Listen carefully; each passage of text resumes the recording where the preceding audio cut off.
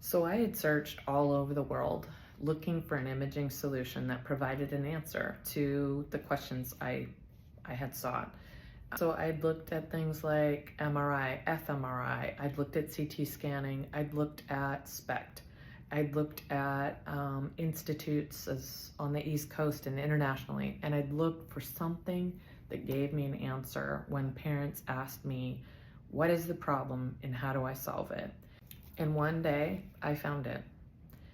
Quite by accident, I had practiced with a psychiatrist, really incredible psychiatrist in Los Angeles, and he asked me to go and meet someone in a pretty nondescript office on Wilshire Boulevard.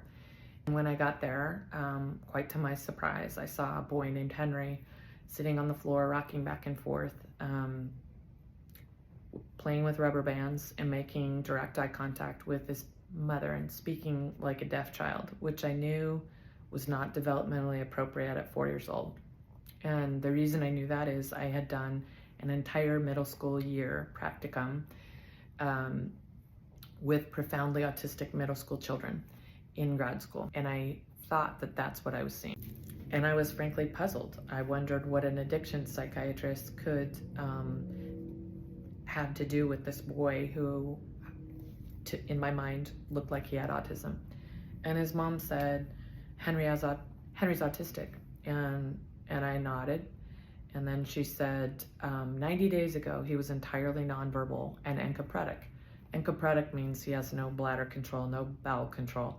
And I looked at the child in front of me, and I have that kind of face that belies what I'm thinking. And so I must have had a quizzical expression.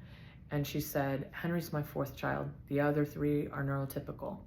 And I was told that I needed to take antidepressants as a mom and come to the reality or the realization that he would require lifetime care. That was pretty sobering for me, and she got my attention. So people ask me, why, Karen, have you been at this for 14 years? Why are you so passionate about brain health? Why are you so passionate about brain mapping and optimization? And if I had one word, my word is Henry. Henry is my why. Meeting Henry 14 years ago in August changed the direction of my professional life profoundly.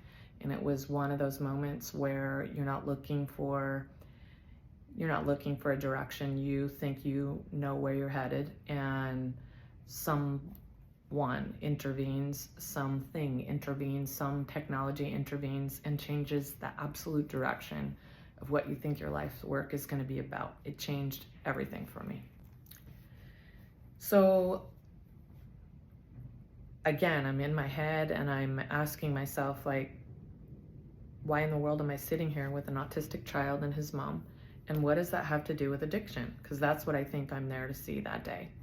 And so as it turned out, I believe there are no accidents, but as it turned out, the universe intervened, and the gentleman I was supposed to see was involved in a minor car accident that day. And the staff said, I'm so sorry.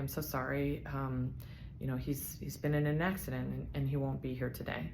And as I stood to leave, Henry's mom said to me, wouldn't you like to see what Henry's doing? You're already here. And I said, yeah, if you're okay with that. And I walked down a hallway, and this is 14 years ago when brains were not a thing we were talking about 14 years ago.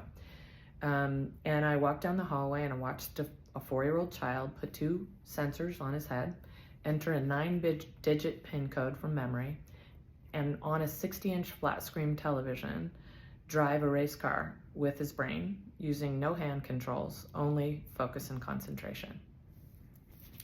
So that was like Star Wars. I mean, I felt like I'd fallen down a rabbit hole, and I was not at all sure what I was seeing.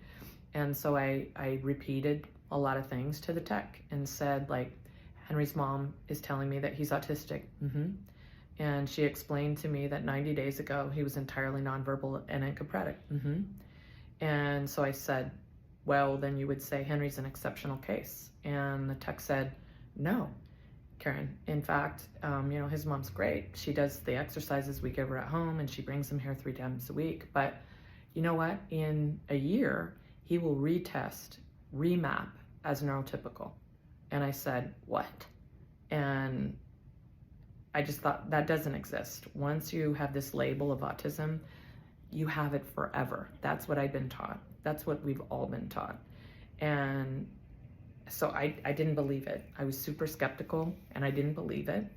And then he said, to my great amazement, this boy will be in mainstream kindergarten in a year. And I thought, no way. And again, I'm a person who likes data, and that makes me skeptical.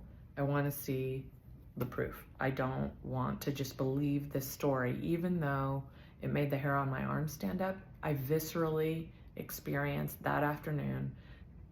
I knew on an intuitive level that I'd found something that was going to change the whole world. Not just my world, not just my professional life, but it was going to change the lives of families. It was going to change the trajectory of children's lives. It was going to save people's lives. I knew that afternoon. And I called my husband, who's an ER doctor, and there's nothing woo-woo about him. And he said, Karen, don't say that out loud. You sound crazy. Is there any proof? Show me the journal that's in. Show me the peer-reviewed data that supports that. And I set out to make that real. I set out to put it into the peer-reviewed literature. I set out to find the doctors who could help me put this in front of mainstream medicine as the reality that I knew that very first afternoon. So I took Henry's mom's phone number, and she was really kind and open and said, like, I'd really like for you to be part of the journey. And I was a skeptic, just like I'm sure a lot of you are, right? And I watched, and I didn't refer a single case, and I waited, and I learned a lot about brains, a tremendous amount about brains that were not taught in school. I learned about pruning. I learned a whole lot more about autism. I learned about the gut and its influence on autism. I learned about neurotoxicity, and I watched and I waited, and a year later, Henry went to mainstream kindergarten. And in second grade, I watched when Henry was selected for the Gifted and Talented program. And I am telling you that little boy, Henry, changed the course of not just my professional life, but impacted everyone who works at Neurologics, impacted the course and direction of not just where I wanted my life to go, but what I thought that I could leave after I'm gone. So where's Henry, right? And what happened? Henry went from being on the floor, speaking like a deaf child for the first time at 4 years old, to mainstream kindergarten in a public school, to the Gifted and Talented program by second grade. That is the power of what Neurologics can do.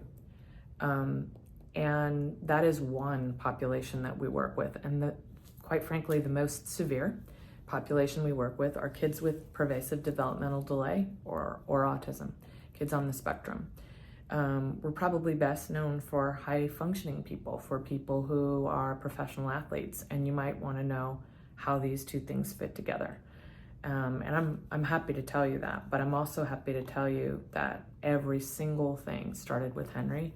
Every single thing happened with me recognizing that he had autism, and every single thing started in this company with the recognition that there was an answer for kids with autism and PDD that I didn't know about, and that I was pretty certain that nobody knew about.